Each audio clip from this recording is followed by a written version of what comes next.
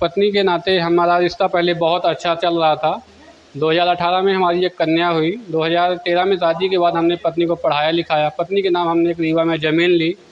पत्नी का भी कल हम गए थे सैनिक स्कूल अमेठी में, तो प्रिंसिपल साहब ने लिख के दी हुई कि मैं अपने पति के साथ नहीं रहना चाहती। हमने प्रिंसिपल से आग्रह किया कि क्यों नहीं रहना चाहती, हमने तो उनके साथ।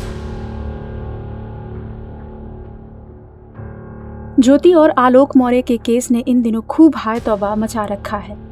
ऐसे में हस्बैंड वाइफ का कोई भी मामला हो, उसे ज्योति और आलोक मौर्य से जोड़ दिया जा रहा है। ऐसा ही एक मामला सामने आया है अमेठी में, जहां पर एक पति ने आरोप लगाया है कि उसकी बीवी को नौकरी मिल गई तो उसने सारे संबंध तोड़ लिए। साथ ही ये पति किसी और के साथ बीवी के नाजायज संबंध होने का दावा भी कैमरे पर करता हुआ नजर आया। आपकी स्क्रीन पर नजर आ रहे ये पीड़ित पति वही है। इनका नाम है सुशील मिश्रा। इनका कहना है कि उन्होंने भी अपनी पत्नी को जैसे माँ बाप अपने बच्चों को पाल पोस कर बड़ा करते हैं, इन्होंने भी पढ़ा लिखा कर अपनी बीवी को समाज में रहने के लायक बनाया। लेकिन जालिम बीवी ने इन्हें धोखा दे दिया और इनकी सारी पूंजी भी खत्म हो गई। मेरा नाम सुशील मिश्रा है। क्या प्रकरण था, क्या मामला हुआ कि आज आप अपनी पत्नी को यहाँ से पत्नी के साथ रहने के लिए प्रशासन से गुहार लगा रहे हैं? सर, हमारी 2013 में शादी हुई थी। जब शादी हुई थी तब पत्नी हमारी पढ़ाई करती थी, हम भी पढ़ाई करते थे। लेकिन शादी के बाद मैं सैनिक स्कूल रीवा में 2018 में हॉस्टल वार्डन के रूप में मैं नियुक्त हुआ संविदा पे। उसी समय सैनिक स्कूल अमेठी में वैकेंसी निकली तो हमने अपने पत्नी का यहाँ पे फार्म भराया। पत्नी का यहाँ सैनिक स्कूल अमेठी में नर्सिंग सिस्टर के पोस्ट पे हो गया। सैनिक स्कूल अमेठी जो है भारत सरकार रक्षा मंत्रालय द्वारा संचालित की जाती है, जिसमें पत्नी वहाँ के एम्प्लॉइयों को आवासीय कमरा दिया जाता है कि अपने परिवार के साथ आप रह सकते हैं। लेकिन दुर्भाग्य से मुझे कहना पड़ रहा है कि नौकरी लगने के बाद मेरी पत्नी जो है मेरा परित्याग कर चुकी है और मेरे साथ नहीं रहना चाहती। स्कूल प्रशासन बिना किसी न्यायालय के आदेश के मुझे आज 2 साल से प्रतिबंध लगा रखी है। हमने स्कूल से कई बार निवेदन किया कि हमें रहने दिया जाए, क्योंकि मैं उसका पति हूँ और जो भी सोसाइटी के रूल हैं वो मुझे वंचित हूँ मैं। जो भी उसके रूल हैं सोसाइटी के, जो भी उसके नियम है वो मुझे फॉलो नहीं हो, नियम लागू नहीं हो पा रहे हैं। मेरी पत्नी मुझसे अलग रह रही है। तो आपकी पत्नी है, नौकरी पाई, आपकी शादी हुई थी, और कब शादी हुई थी और आपने पत्नी के पीछे कितना संघर्ष किया पति होने के नाते? शादी हमारी 2013 में हुई थी। एक पत्नी के नाते हमारा रिश्ता पहले बहुत अच्छा चल रहा था। 2018 में हमारी एक कन्या हुई। 2013 में शादी के बाद हमने पत्नी को पढ़ाया लिखाया। पत्नी के नाम हमने एक रीवा में ज़मीन ली। हमने अपनी तरफ से अपनी सब कुछ परित्याग किया। अपने परिवार वाले से भी दूर रह के पत्नी हमारी हमेशा अलग रहती थी। पहले सारी वहाँ रीवा में जॉब करती थी, नर्स थी सब संविदा पे। इसके बाद सैनिक स्कूल अमेठी में आई हुई है और मुझे ऐसा लग रहा है कि यहाँ पे एक शिक्षक हैं मार्कंडेय पांडे, जो कि विवाहित हैं, षड्यंत्र साजिश छल कपट बेईमानीपूर्ण आशय से मेरी पत्नी को शादी के लिए बरगला लिए हुए हैं। हमारा वैवाहिक संबंध विच्छेद करके मेरी पत्नी के साथ शादी करना चाह रहे हैं। मार्कंडेय पांडे से भी हमने कई बार आग्रह किया कि आप एक नौकरी में हैं, ऐसा जघन्य अपराध आपको शोभा नहीं देता, आप मत करिए। लेकिन मार्कंडेय पांडे द्वारा मुझे बार बार जान से मारने की धमकियां दी जाती है। तो पत्नी से आपकी बात हुई होगी, पत्नी आपकी यहाँ है, आप रीवा में हैं, आप लगातार जाके न्यायालय सहित थानों पे चक्कर लगाए हैं। पत्नी से बात हुई, पत्नी की तरफ से क्या कुछ जवाब आ रहा है? पत्नी का भी कल हम गए थे सैनिक स्कूल अमेठी में, तो प्रिंसिपल साहब ने लिख के दी हुई कि मैं अपने पति के साथ नहीं रहना चाहती। हमने प्रिंसिपल से आग्रह किया कि क्यों नहीं रहना चाहती, हमने तो उनके साथ कोई गलत काम नहीं किया।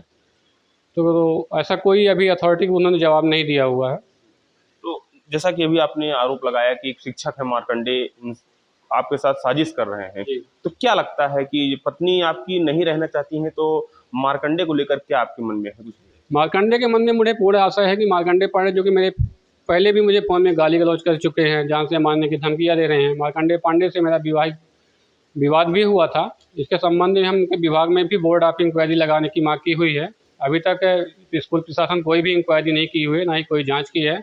इसके संबंध में हमने स्कूल प्रशासन, पुलिस अधीक्षक महोदय, जिलाधिकारी महोदय अमेठी, कई जगह हमने थाने में कंप्लेन किया हुआ है। अभी तक कोई भी बोर्ड ऑफ इंक्वायरी नहीं लगाई गई है। और ना ही आखिरी सवाल आपसे जानना चाहेंगे कि आप लगातार चक्कर लगा रहे हैं, रीवा से आप अमेठी आए हैं, अभी तक प्रशासन की तरफ से क्या कार्रवाई की गई? प्रशासन की तरफ से कोई भी कार्रवाई नहीं की गई है। प्रशासन ने बयान लिया है, तो बयान में उनका कहना है कि हमारा ऐसा मतलब शक करते हैं और गलत आरोप प्रत्यारोप लगा रहे हैं, जबकि हमारा गलत आरोप प्रत्यारोप नहीं है। हम तो रहना चाहते हैं, लेकिन फिर भी हमें नहीं रहने दिया जा रहा है। तो तो वहीं सुशील की पत्नी प्रिया मिश्रा ने पूरे आरोपों को गलत बताते हुए कहा कि हमारा विवाद पारिवारिक न्यायालय में पहले से चल रहा है।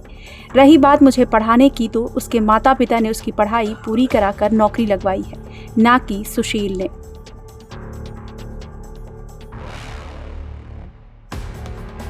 फिलहाल तो ज्योति मौर्य की तरह ये विवाद भी सोशल मीडिया पर काफ़ी तेज़ी से वायरल हो रहा है। अब देखना ये है। मैंने जो पढ़ाई लिखाई की है वो मैंने पूरी ट्रस्ट से की है, और ट्रस्ट में पढ़ाई हमारे यहाँ फ्री होती है, तो उनको पढ़ाने का कोई उसमें मतलब नहीं निकलता। उन्होंने मुझे नहीं पढ़ाया है, और मेरी पढ़ाई 2013 में पूरी हो गई थी, और मेरी शादी मई 2013 में हुई है। तो आप खुद ही समझ सकते हैं कि उनका पढ़ाने में इसमें कोई हाथ नहीं है। और मैंने ना कोई कोचिंग की है, ना मैंने कोई ट्यूशन ज्वाइन किया है कि उन्होंने मेरी मदद की है या मुझे किसी कोचिंग सेंटर में पढ़ाया और पैसे दिए हैं। मैंने खुद से अपनी तैयारी करके अपनी नर्सिंग की किताबों से और करके मैंने जिला अस्पताल रीवा में नौकरी की थी। जिला अस्पताल रीवा में मैंने 6 साल इंचार्ज के पद पे रहकर काम किया है, और बहुत प्रतिष्ठित पद पे काम किया है। तब भी इनका यही रवैया था, आए दिन मेरे ऊपर आरोप प्रत्यारोप लगाते रहते थे, और मैं अपने काम को सही, इनके इस आरोप प्रत्यारोप के कारण मैं अपने काम को सही ढंग से नहीं कर पा रही थी। मुझे बहुत दिक्कत हो रही थी। फिर मैंने सैनिक स्कूल अमेठी का फॉर्म भरा, मैंने यहाँ भी परीक्षा दी, मैं यहाँ पे भी अव्वल रही, और मेरा सिलेक्शन सैनिक स्कूल अमेठी में सीनियर नर्सिंग ऑफिसर के पद पर हुआ है। और यहाँ पे भी ये आए दिन आकर पुलिस में, थाने में कंप्लेन कर रहे हैं, मीडिया में कर रहे हैं, और इनका कहना है कि मैं इनके साथ नहीं रह रही हूँ। तो इन्होंने ही मेरे लिए कोर्ट में जाकर तलाक का वाद दायर किया, रीवा कुटुंब न्यायालय में वाद दायर किया, तथा इन्होंने ही उस बात को वापस लिया। मेरे द्वारा कोई भी कार्यवाही नहीं की गई है, और बातें सेक्शन 13 के बाद इन्होंने अब अंबिकापुर ज़िले से हमारे ऊपर फिर से बात दायर किया है, सेक्शन 9 लगाया है, और उसका अभी तक कोई निर्णय नहीं आया है। तो मैं यही चाहती हूँ कि मेरे विरुद्ध जो भी बोला जा रहा है वो गलत है, और मेरे ऊपर लगाए गए आरोप बिल्कुल निराधार हैं और असत्य हैं। मेरे द्वारा कोई भी कार्य ऐसा नहीं किया गया है। लगातार विद्यालय को आरोप और भी अन्य आरोप भी लगा रहे हैं आप पर, तो कैसे, क्या ये आरोप की सच्चाई है? बिल्कुल सच्चाई नहीं है सर। अगर सच्चाई है तो कोर्ट में प्रूफ मांगा गया है, वो प्रूफ करें।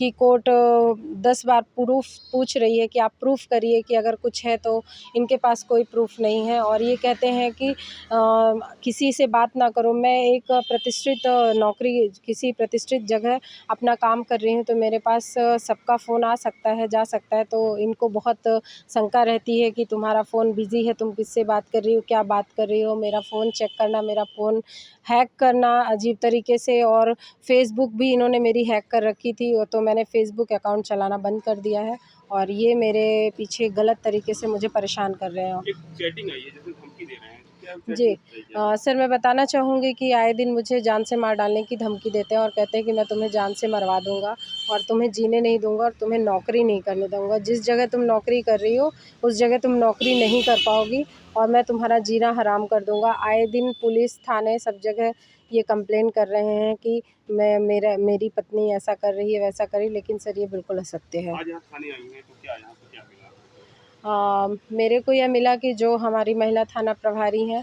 उन्होंने मुझे बैठाया, मुझसे मतलब पूछी, जांच की कि क्या सत्य है।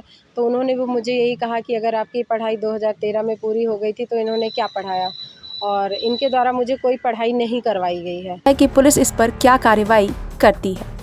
ब्यूरो रिपोर्ट, क्राइम तक।